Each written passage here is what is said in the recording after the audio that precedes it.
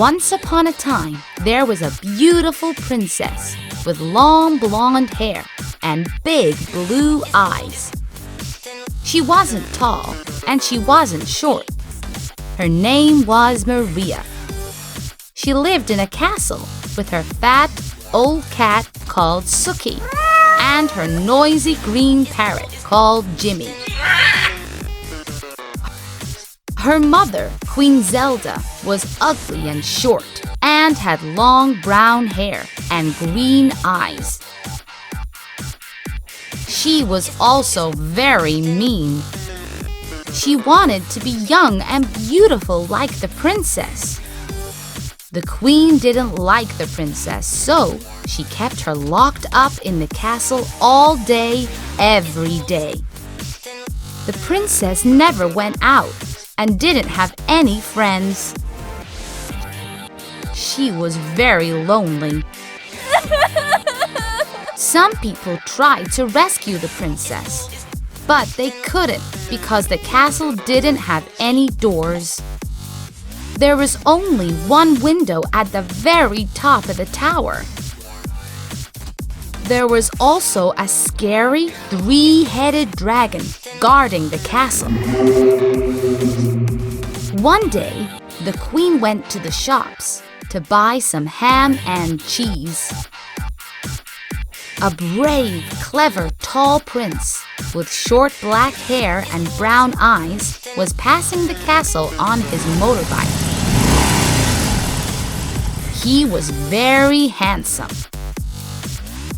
He looked up at the castle and saw the beautiful princess at the window. He shouted, "Hello, who are you?" And the princess shouted back, "I am Princess Maria." The prince said, "I am Prince Tom. Will you come for a ride on my motorbike?" But the princess began to cry. "I can't," she said. "I am trapped in this castle." The prince decided to rescue the princess. Suddenly, the dragon appeared. It roared like a lion and breathed fire. The prince knew he couldn't fight the dragon. It was too big and strong. But the prince was clever. He took out his phone and took a photo of the dragon. The flash of light from the phone surprised the dragon. It screamed and flew away. The prince ran up to the castle. He tried to climb up to the window, but it was too high. He tried to knock a hole in the castle wall, but it was too thick. Then the prince had a good idea. He took out his phone and called his friend. 5 minutes later, his friend arrived on a motorbike with some rope.